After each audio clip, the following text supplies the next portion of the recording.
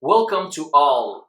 This is Sebastian, and today I want to talk about a crucial topic, an essential topic, one that is very dear to my heart.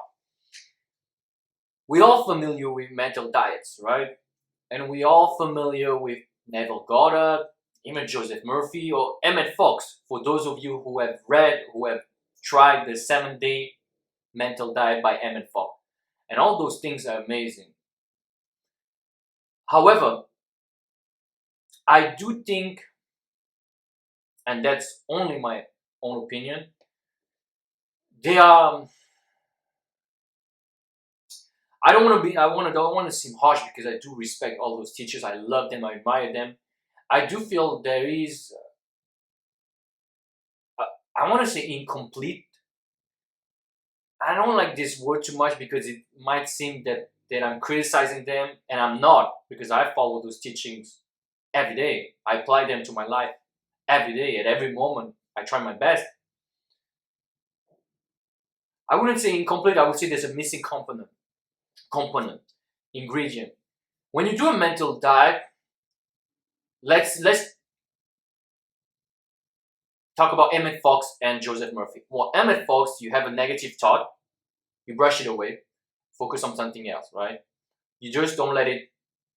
You don't dwell on the negative thoughts. Negative thoughts are normal and completely understandable and human. So you just have a negative thought, just let it go. That's it. That's pretty much the mental diet by Emmett Fox. You have a negative thought, you just don't dwell on it. You don't get attached to it, you don't think about it, just let it go.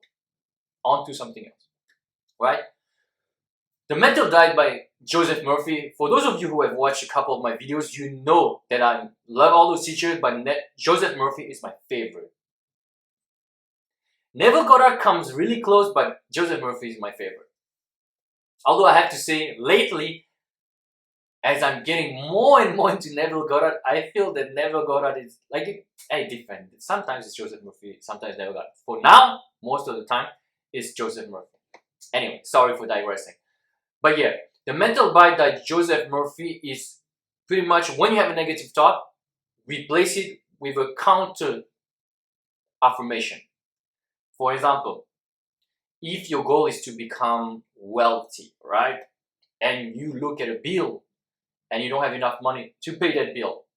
Instead of thinking, oh my God, I'm poor, I have no money, blah, blah, blah. Instead of going down this rabbit hole, replace this thought with God is my endless supply.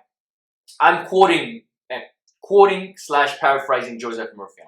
You can pimp it out the way you want it. Customize your affirmation. I always say that. Choose whatever words make you feel better. So, God is my endless supply. My needs are always met at all time, constantly. I'm wonderfully blessed financially. Money comes to me freely and easily. I receive large sums of money every month from different sources. One from Louis A. that is pretty good. I constantly receive money from expected and unexpected sources. If you want to use this one, this is pretty good. So yeah, so you just replace the negative thought with a counter affirmation, auto suggestion, whatever case you make, whatever you want to call it. Sorry guys, this is my third video. I think I'm mixing things up. I apologize. I'll do my best in the video. So yeah, negative thought, replace it with a positive thought, pretty much. Positive affirmation, positive auto suggestion. And that's pretty much one way of doing it by Emmett Fox and one way of doing it by Joseph Murphy. However, let's say you are at the very beginning. You have desires. You have a worthy ideal you are aiming for, aspiring to. You have all those positive, wholesome goals, milestones, etc., which is all good. It's all great. However, the thing is, generally speaking, I know I had this in my life. When you have those goals, those immense goals, you tend to have resistance. And the resistance is not only doubt. It's not only the fear that you will not get it. It might seem like this at first because it's on the surface. But the thing is, like, let's say you were to do a mental diet, Emmett Fox or Joseph Murphy.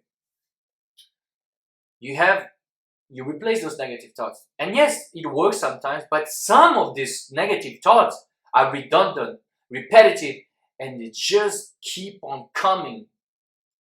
And let's say you have a negative thought that keeps on coming and you try to replace it, and you replace it, and you replace it, but it keeps on coming. You get frustrated, and it hurts you, it overwhelms you, and it takes you over. Why? Why is it taking you over you? The reason it's not important, the why I'm asking you is because it is something much more profound, more deep-seated than you would actually know. So you can replace it and write. That's also a tip that I get from Joseph Alley, and I strongly recommend you do this. Like every day you write your new assumptions. Like if, for example, you have negative thoughts about being poor, for example, or being broke or unloved, you say, I love myself unconditionally, everybody loves me, all my relationships are mutual, the love I give is reciprocated to me, blah blah blah, things like that. Or if you don't have money, it's like money comes to me freely and easily, money comes to me quickly, effortlessly, abundantly, copiously, whatever words you want to choose. So you write it down once a day, twice a day, 3 times a day, because it will sink in. You are changing yourself progressively, and that's obviously what you want to do. But there is a way to deal with the overwhelm and with the releasing of resistance.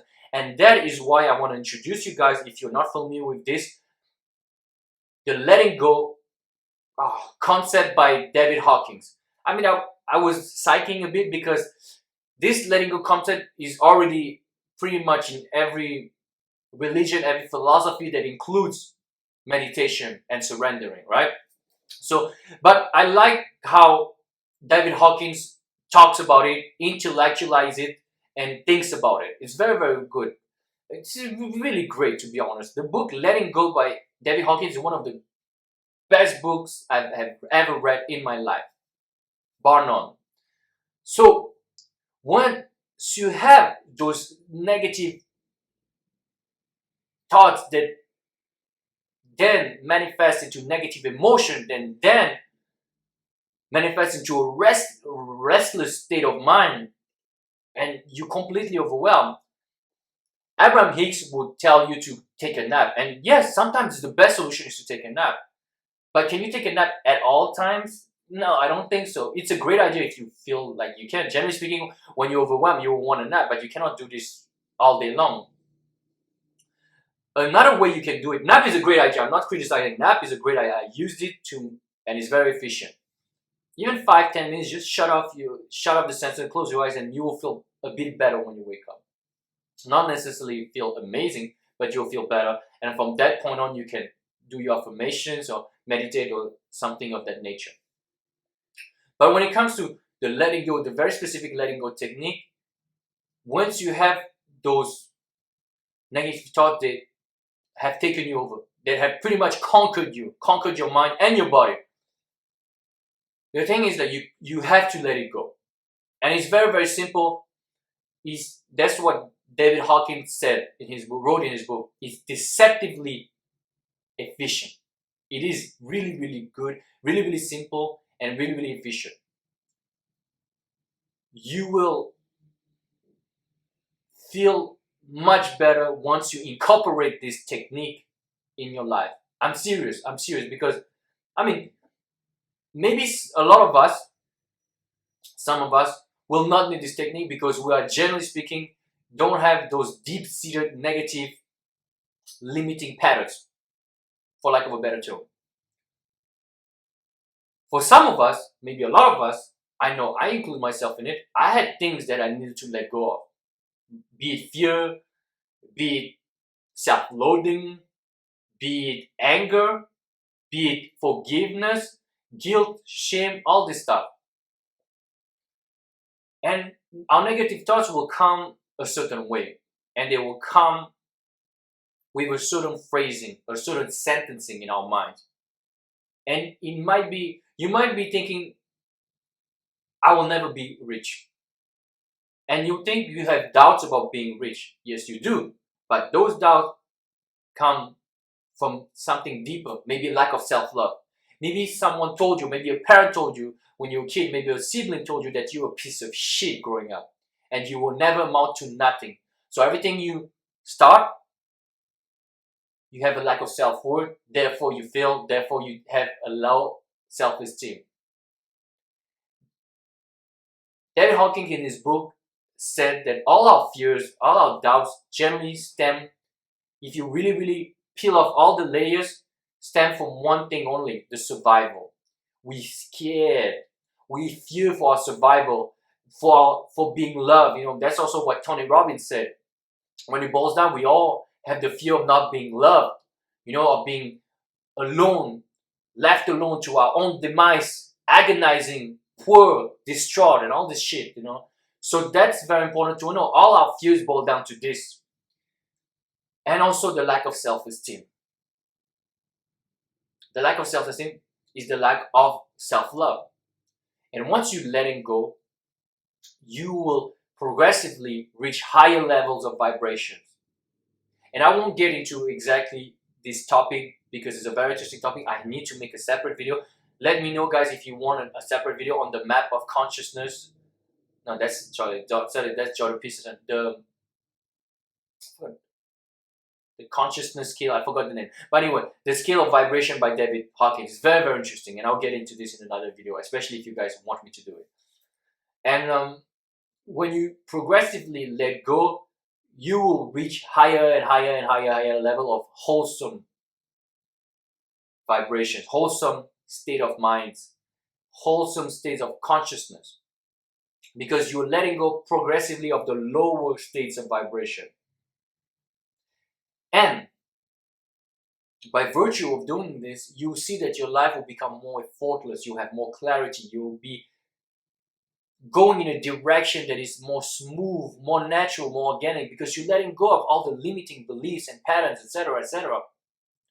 You have less guilt, less anger, less things. And by doing this, David Hawkins said that all those negative thoughts come from emotion, raw emotions we have inside, like trauma in our bodies almost, All those limiting beliefs that lead to strong emotions will translate into all those negative, redundant, repetitive thoughts that come and bother you and jab you in the face all the time.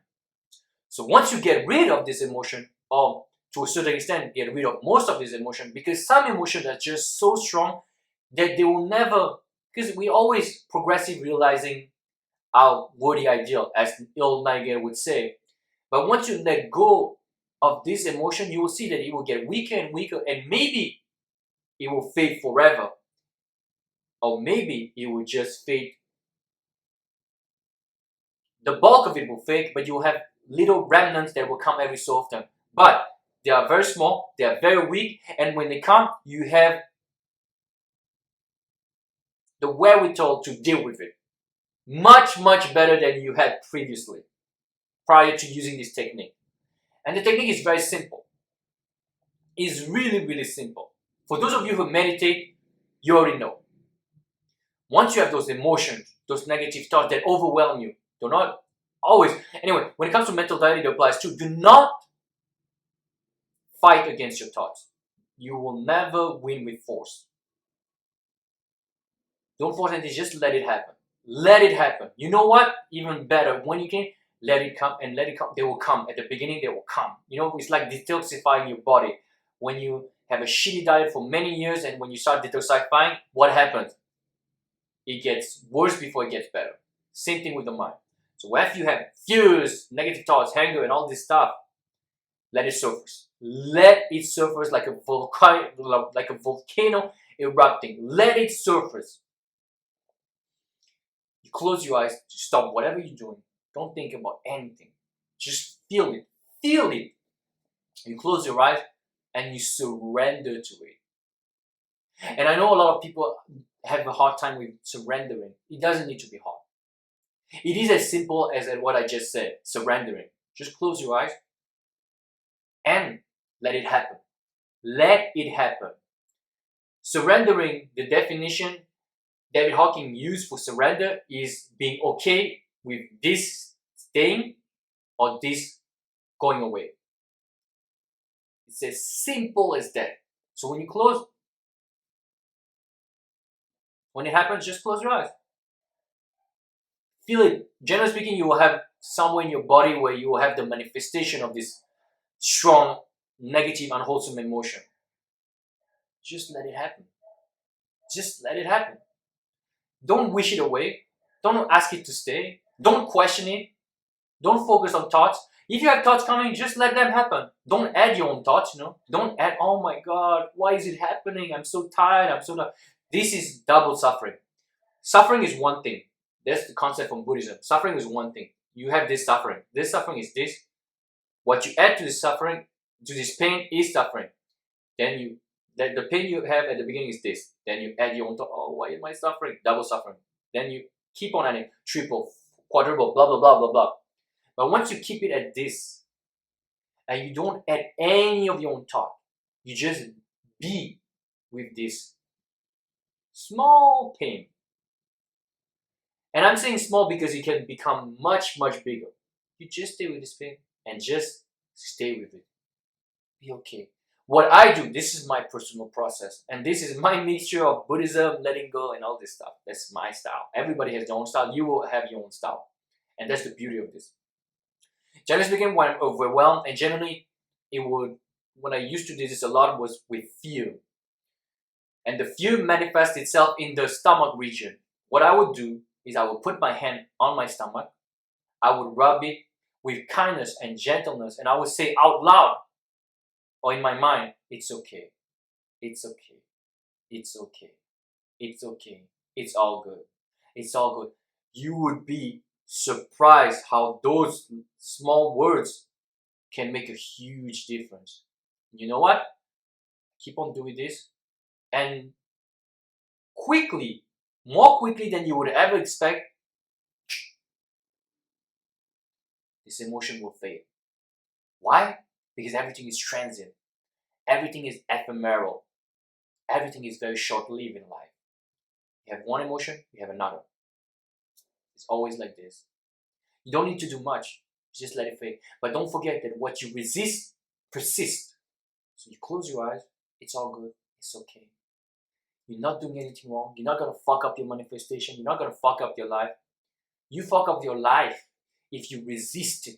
You want it to go. You don't want to have this.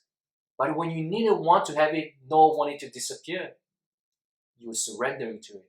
You're like, okay, it's here. I'm okay. And you just surrender.